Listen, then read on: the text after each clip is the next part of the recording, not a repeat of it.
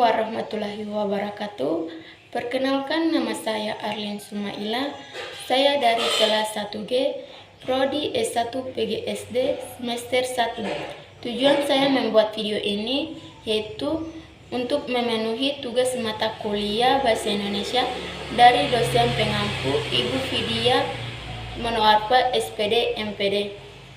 Di sini saya akan memaparkan resume tentang sejarah perkembangan bahasa Indonesia.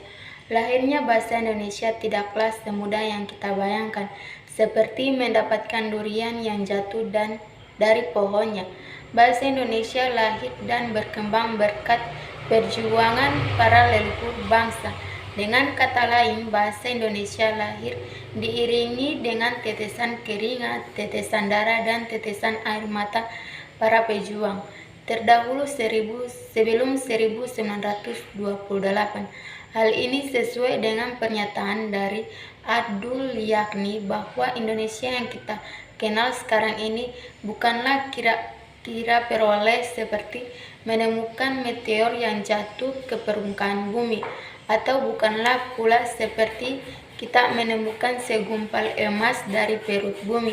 Hal ini senada disampaikan oleh Syafi'i, yakni keberhasilan bangsa Indonesia menghadirkan bahasa Indonesia tidak seperti anak kecil menemukan kelereng di jalan. Keberhasilan tersebut diawali dengan perjuangan dan perjalanan sejarah yang panjang.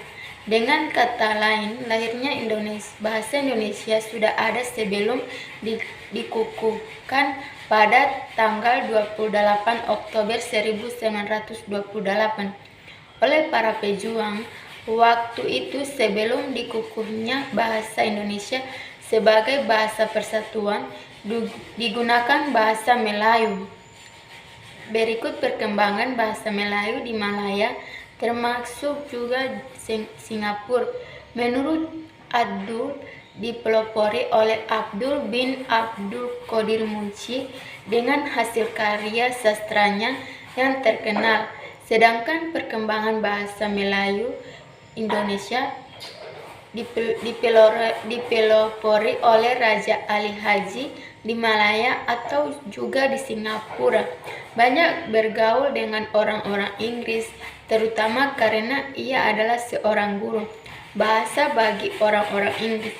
Dengan demikian, ia dijuluki Al-Munshi atau guru bahasa.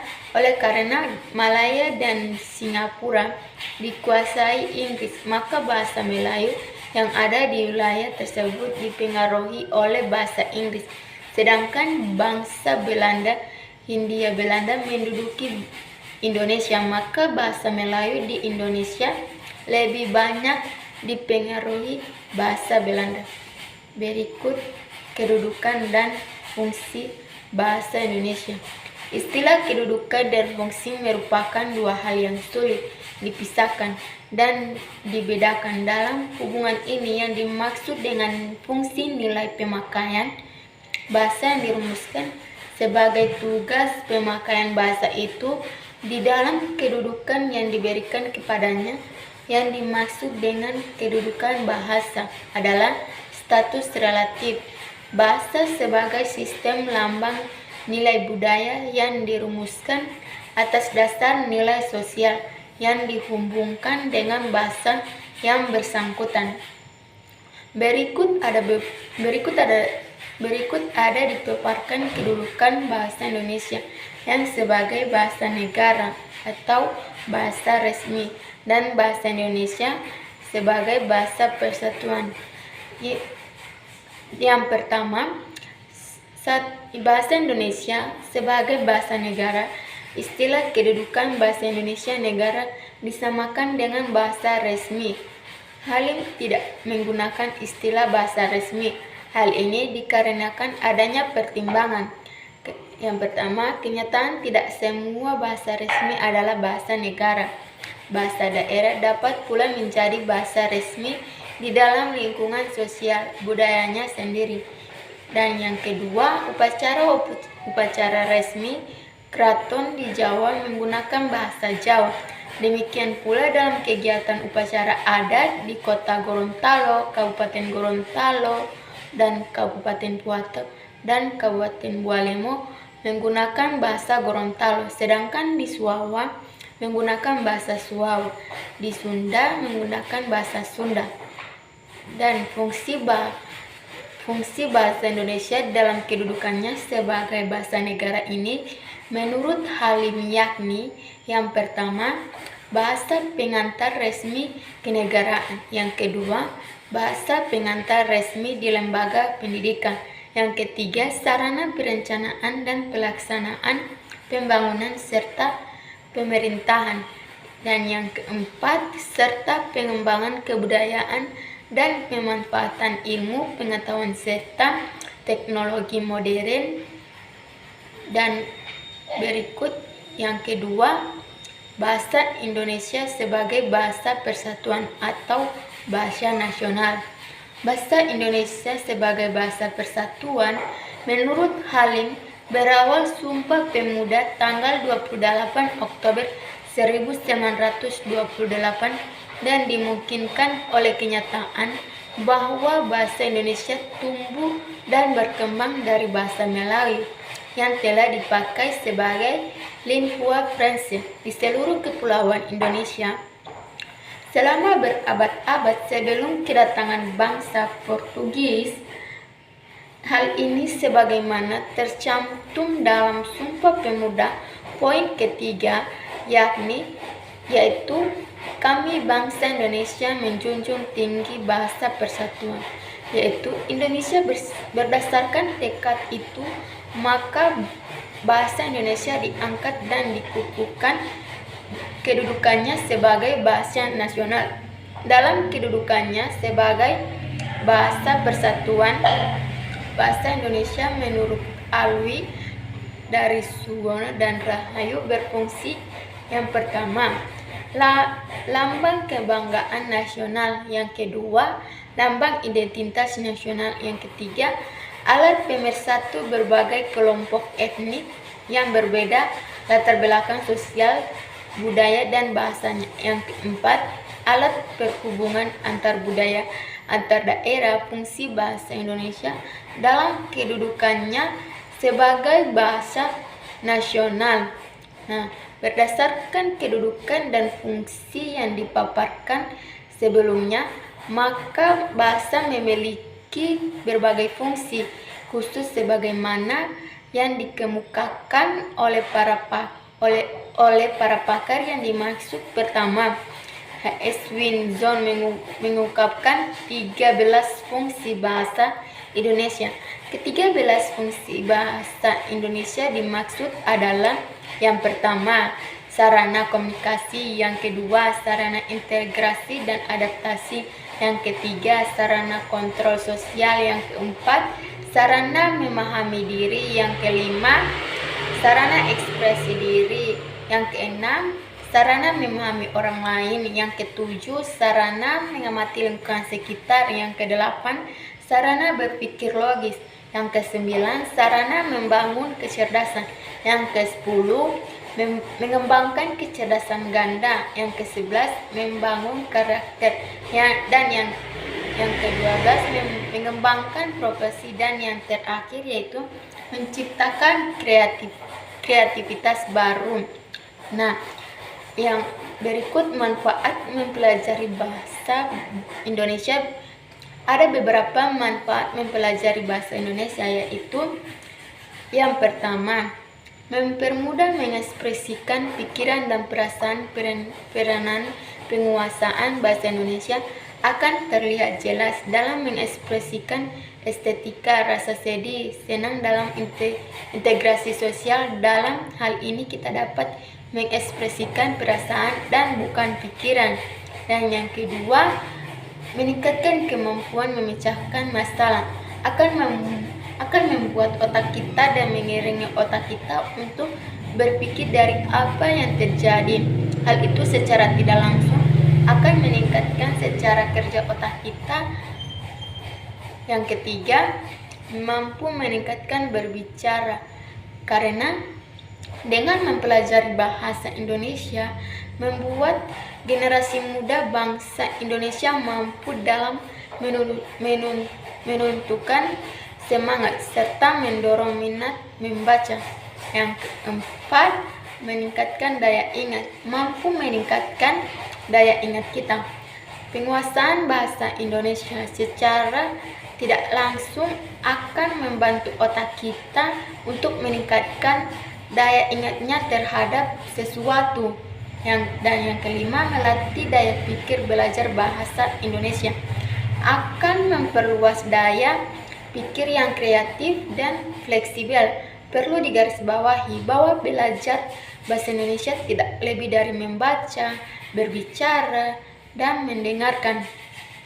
Nah, yang keenam, mengenali budaya Indonesia adalah dapat memperbaiki sikap terhadap bahasa kita sendiri, sekaligus mengenal budaya Indonesia.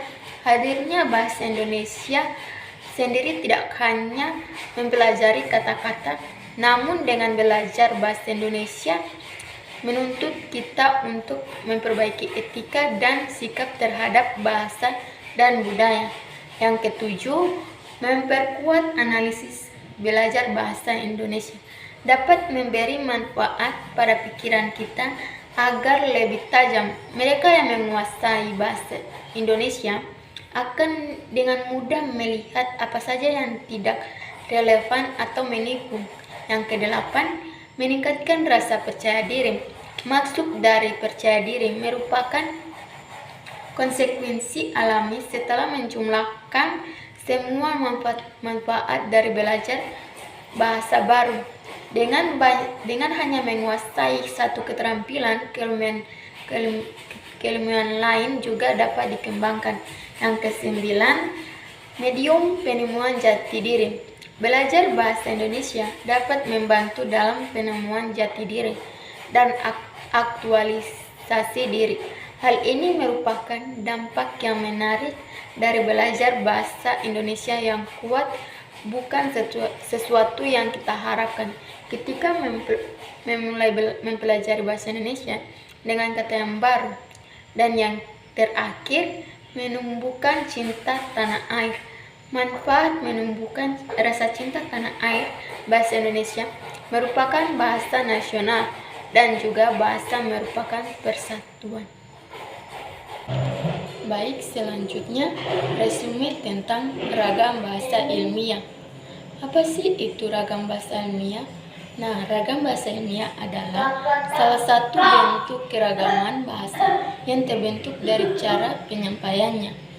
Dan menurut Kamus Besar Bahasa Indonesia, ilmiah adalah sesuatu yang bersifat keilmiahannya. Artinya, ragam bahasa ilmiah merupakan bahasa yang disampaikan dalam ranah ilmiah atau akademis.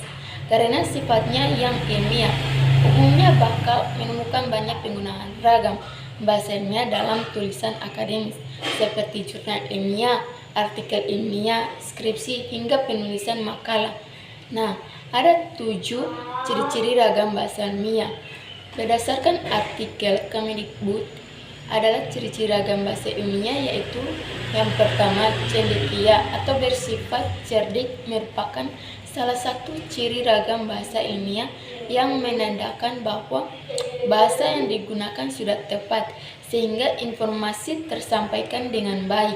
Yang kedua, lugas dan jelas, yaitu bahasa yang digunakan mampu menyampaikan informasi dengan jelas dan tidak bermakna ganda.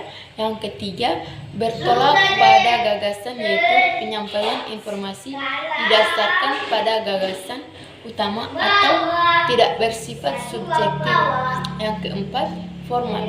Bahasa yang digunakan dalam ranah ini bersifat formal dengan menggunakan kosakata baku yang sesuai dengan ejaan yang disempurnakan dan pedoman umum bahasa Indonesia.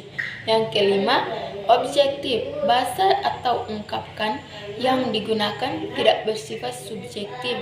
Yang keenam, ringkas dan padat. Bahasa yang digunakan tidak berbelit-belit sehingga informasi lebih jelas, lebih dipahami. Yang terakhir, yaitu yang ketujuh, konsisten.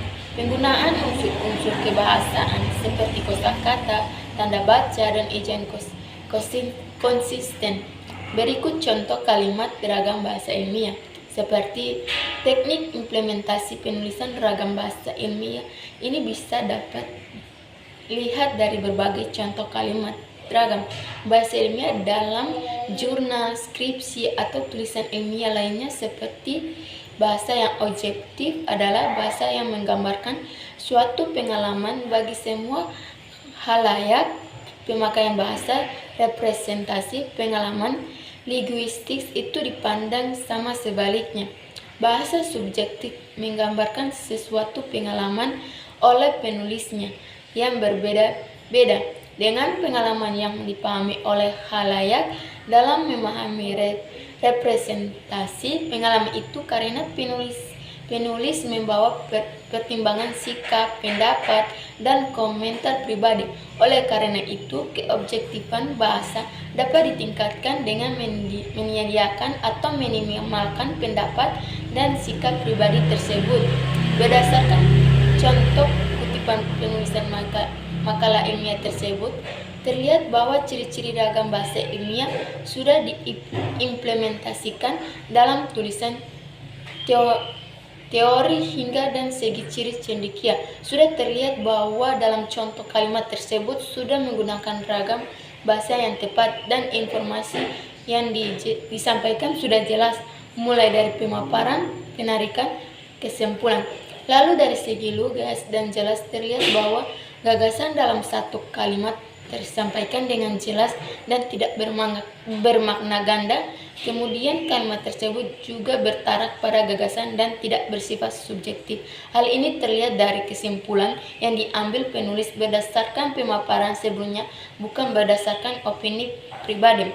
Terakhir, penggunaan bahasa formal dan unsur kebahasaan yang konsisten juga terlihat dalam teks tersebut. Beberapa contoh bahasa formal yang muncul adalah ditingkatkan, bukan ditingkatin. Ada juga minimalkan, bukan minimalin. Selain itu, tanda baca gunakan pun sudah sesuai dengan aturan kebahasaan. Berikut kamus bahasa ilmiah. Kamus bahasa ilmiah sendiri merupakan ciri atau struktur kata yang umumnya digunakan dalam bahasa ilmiah populer. Umumnya, bahasa ilmiah populer menggunakan kosakata yang bersifat denotatif atau lugas dan tidak bermakna ganda, supaya penyampaian menjadi lebih efektif. Selain itu, istilah dalam ragam juga bisa dilihat dari penggunaan formalnya. Morfem adalah gramatik terkecil yang mempunyai makna. Morfem tidak bisa dibagi ke dalam bentuk bahasa yang lebih kecil lagi, yang dapat atau tidak dapat berdiri sendiri. Dalam tata bahasa Inggris, forme berfungsi untuk membedakan kata jamak atau plur, kata masapal, dan sebagainya. Sekian dari saya. Apabila ada kesalahan, saya mohon maaf. Wassalamualaikum warahmatullahi wabarakatuh.